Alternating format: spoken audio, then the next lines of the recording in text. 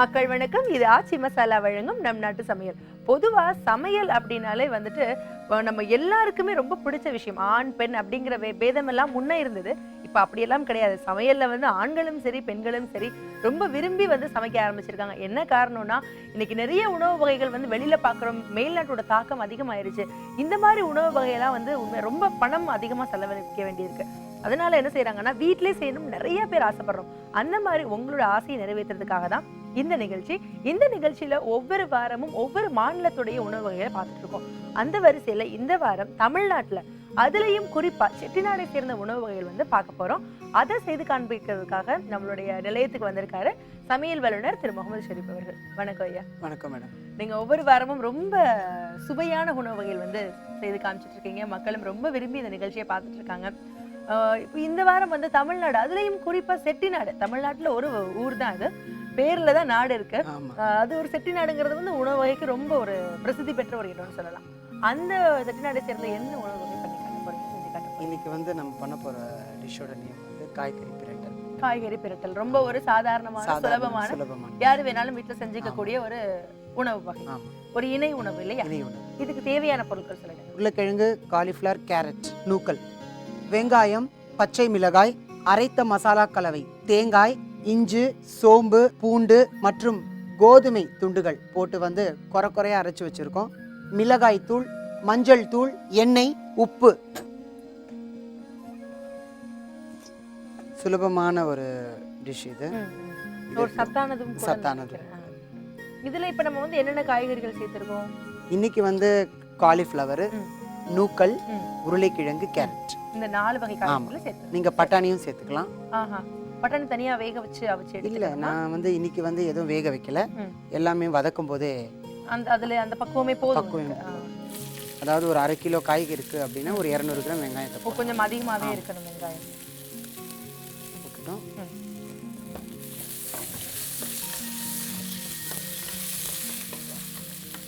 வெங்காயம் நல்லா வதங்கணும். நல்லா பொன்னிறமாக வரைக்கும்.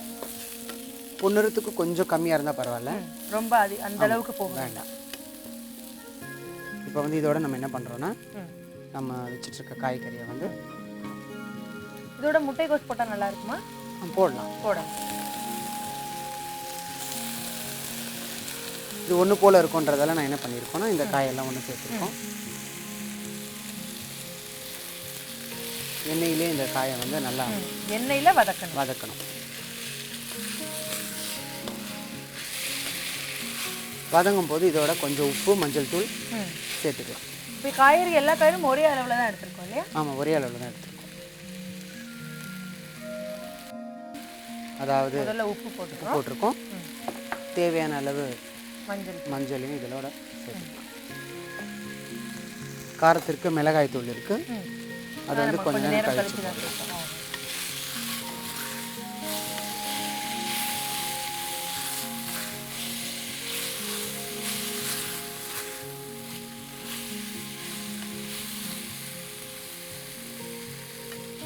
ஒரு 5லேருந்து 10 நிமிஷத்துல இந்த காயெல்லாம் வெந்துடும். இதுல தண்ணி எதுவும் சேர்த்து? ஆமா, இப்போ வந்து கொஞ்சம் தண்ணி நம்ம சேர்த்துட்டு போதுமா? இன்னும் கொஞ்சம் சேர்த்துக்கோங்க.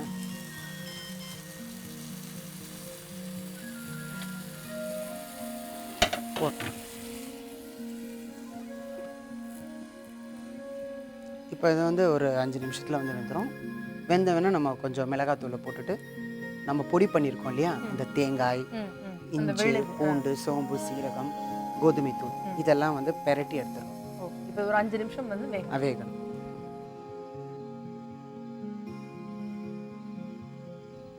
இப்போ வந்து காய் வந்து பக்குவமாக வந்து வெந்திருக்கு. திறந்து பார்க்கலாம். 80% வெந்தாச்சு. நல்ல ஒரு வாசனையோட வெந்திருக்கு. இப்போ இது வந்து நம்ம சொன்ன மாதிரி மிளகாய் தூள் வந்து கொஞ்சம் சேர்த்துக்கலாம்.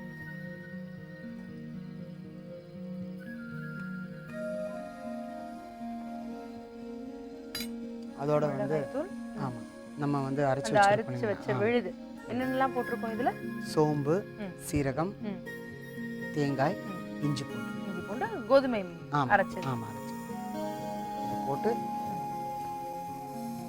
இறக்கும்.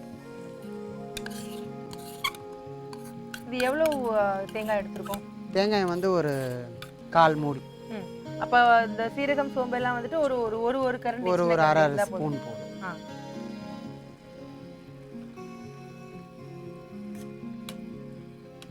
தேங்காய் போட்ட உடனே ஒரு நல்ல ஒரு நறுமணம் வந்து வருது. கண்டிப்பா இது வந்து அப்படி வந்து நீங்க சாப்பிடறதுக்கு முன்னாடியே நல்ல ஒரு நறுமணத்தை உணரக்கூடிய ஒரு உணவா இருக்கு.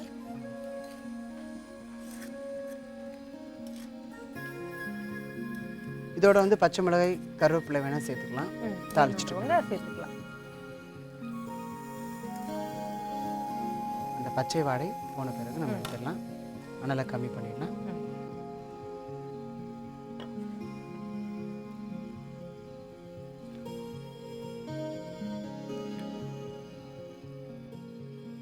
இதை வந்து நம்ம என்ன பண்ணுறோன்னா, ஒரு கடாயில் கொஞ்சம் எண்ணெய் விட்டு பச்சை மிளகாயை வந்து வறுத்து மேலே வந்து ஓஹோ, நம்ம அழகுபடுத்துற மாதிரி.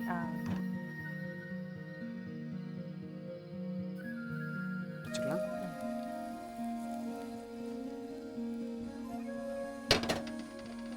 இப்போ காய்கறி பிரட்டல் வந்து அருமையான காய்கறி பிரட்டல் வந்து ரெடியா இருக்கு. இப்போ உங்களோட என்னுடைய நேரம் நம்ம சொல்ற மாதிரி எனக்கு மிகவும் பிடித்த சுவை நேரம்.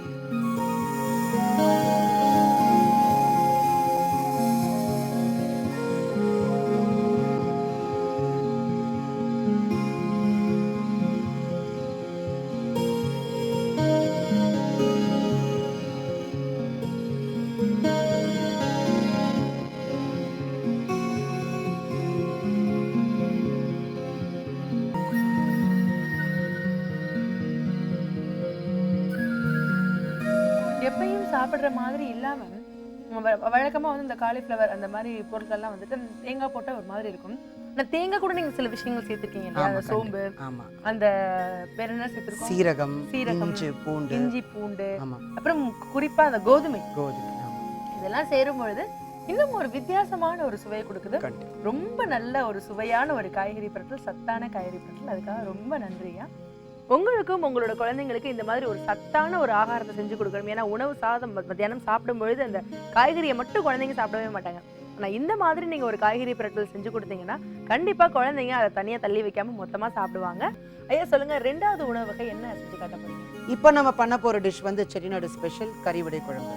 கறிவடை குழம்புனா இது வந்து ஒரு அசைவ உணவு இல்லையா? அசைவ உணவு. இதுக்கு முன்னாடி நல்ல ஒரு சுத்தமான சைவம், அடுத்து ஒரு நல்ல அசைவம். என்னென்ன பொருட்கள் தேவை? இதுக்கு வந்து நமக்கு தேவை வந்து கொந்திய மட்டன், எண்ணெய், ஊற வைத்து அரைத்த கடலை பருப்பு, தக்காளி, வெங்காயம், பச்சை மிளகாய், இஞ்சி பூண்டு விழுது, தேங்காய் விழுது, மிளகாய் தூள், மஞ்சள் தூள், தனியா தூள், கறிவேப்பிலை, கொத்தமல்லி, உப்பு, தாளிப்புக்கு தேவையான காஞ்ச மிளகாய், கடுகு. முதல்ல வந்து கறிவடைக்கு தேவையான மசாலாக்களை ரெடி பண்ணிக்கலாம். அதுக்கு தேவையானது கொழுப்பற்ற ஆட்டிறைச்சி, பச்சை ஆட்டிறைச்சி. அதை வந்து நம்ம குழம்போட சேர்த்து கொதிக்க வைக்க போறோம். இது வந்து ஊற வச்சு அரைச்ச கடலை பருப்பு. நம்ம பொதுவா அந்த வடக்கி அரைச்சு அந்த மாதிரி ஒரு 1-2 அரைச்சிக்கிறோம். ரொம்ப அது பக்குவமா இல்லாம ஒரு 1-2 பக்குவத்துல இருக்க மாதிரி அரைச்சிக்கிறோம். 2 மடங்கு வந்து கடலை பருப்பு, 1 மடங்கு வந்து ஆட்டிறைச்சி. 1 மடங்கு ஆட்டிறைச்சிக்கு 2 மடங்கு இஞ்சி பூண்டு விழுது சிறிதளவு கொஞ்சமா சேர்த்தா. ஆமா. பச்சை மிளகாய், கொத்தமல்லி, சிறிதளவு உப்பு, மஞ்சள் தூள். உப்பு கொஞ்சமா இருந்தா போறோம். இதை நம்ம என்ன பண்ணணும், பெசரி உருண்டைகளா வந்து நம்ம எப்பயும் செய்யற மாதிரியான உருண்டைகள். இது இறுதி அப்படி குழம்பு மாதிரி ஆயிடுமா? முழுக்க இதெல்லாம் செஞ்சு குழம்புல போடுற மாதிரி. ஆமா, கொதிக்க வைக்கிறோம். சில பேர் என்ன பண்ணுவாங்க, வறுத்துட்டு குழம்புல போடுவாங்க. ஓஹோ, நம்ம வந்து வறுக்க வேண்டாம். இன்னைக்கு வந்து நான் வந்து கொஞ்சம் அதிகமா என்ன இருக்கு? ஆமா, ஒரு 100 கிராம் மட்டன் எடுத்திருக்கேன். 200 கிராம் கடலை பருப்பு, எண்ணெய் வந்து ஒரு 25 ml போட்டாலும் போறோம். முதல்ல எண்ணெயில வெங்காயம் தான் சேர்க்கணும். ஆமா. எவ்வளவு வெங்காயம் எடுத்துக்கலாம்? ஒரு 100 ல இருந்து 150 கிராம் வெங்காயம் எடுத்துக்கலாம்.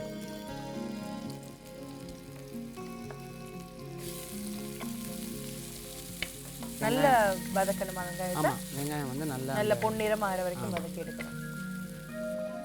இப்போ இது வதங்கிடுச்சா? அப்போ தேவையான அளவு ஒரு 2 நிமிஷம் வதங்கணும். வதங்கும் போது நம்ம என்ன பண்ணோம் அப்படின்னா, ஒரு கொஞ்சம் இஞ்சி பூண்டு வந்து அதோட சேர்த்துக்கலாம்.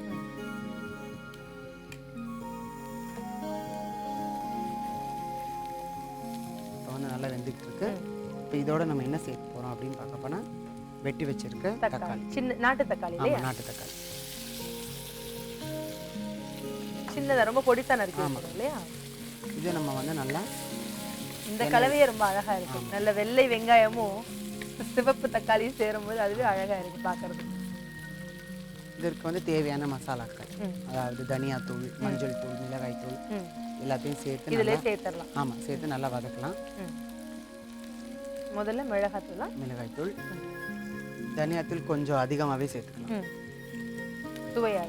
ஆமாம், ஏன்னா அது உங்களுக்கு வந்து அதிகமான குழம்பு கொடுக்கும். ஓஹோ.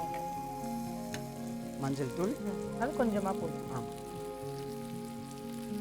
உப்பு நமக்கு தேவையான அளவு வந்து அதுக்கப்புறமும் நம்ம போட்டுக்கலாம். முதல்ல இதை வதக்கிட்டு அப்புறம் நம்ம சேர்க்கலாம்.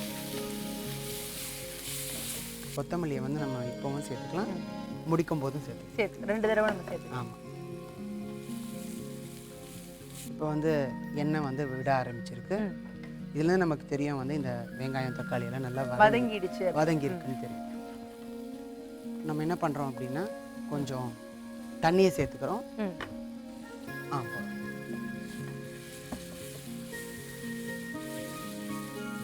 இதுவே பார்க்கறதுக்கு நல்ல ஒரு தக்காளி தொக்கு மாதிரி இருக்கு. இதையே சாப்பிடலாம் போல அப்படியே. கண்டிப்பா இது தக்காளி தொக்கு தான். இதோட நம்ம சில விஷயங்கள்லாம் ஆட் பண்ணும்போது இன்னும் ஒரு சுவையான ஒரு இணை உணவா மாறிடும். இப்போ நம்ம என்ன பண்றோம்னா அரைத்து வைத்த தேங்காய், வெறும் தேங்காய் மட்டும். ஆமா, வெறும் தேங்காய் தான். ஒரு அரை மூடி போதுமா? ஆமா, போறோம்.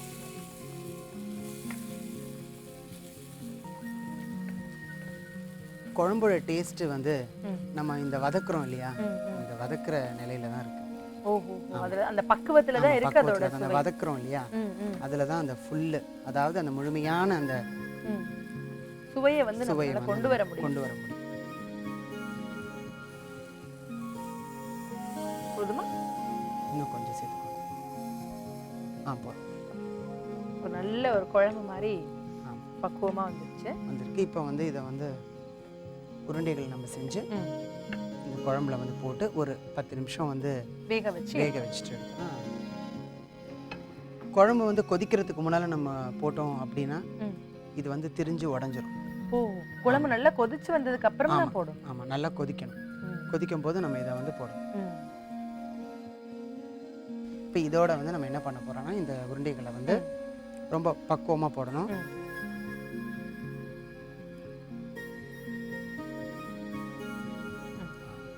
இந்த உருண்டைகளை நம்ம என்ன பண்ணலாம், கொஞ்சமா இப்படி கரண்டி வச்சோம்னா கொஞ்சம் அது உடைஞ்சு போறதுக்கு வாய்ப்புகள் இருக்கு.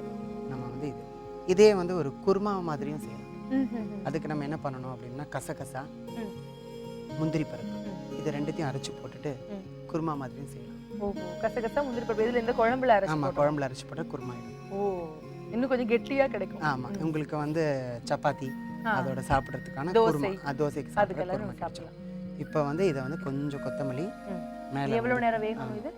ஒரு 10 நிமிஷம். 10 நிமிஷம் மூடி வச்சிடலாமா? ஆமா, மூடி வச்சிடலாம்.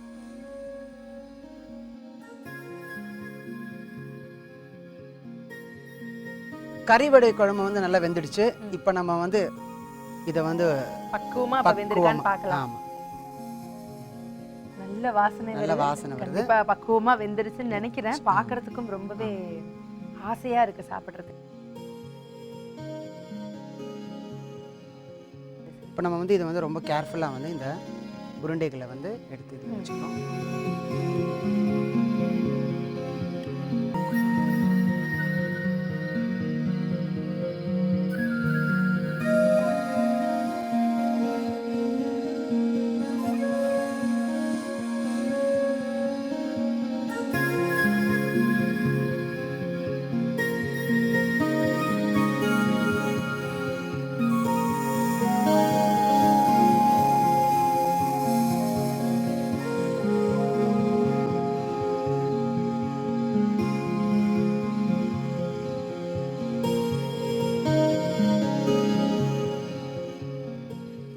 பக்குவமா நாட்டு இறைச்சி வந்து ரொம்ப அழகா வெந்திருக்கு.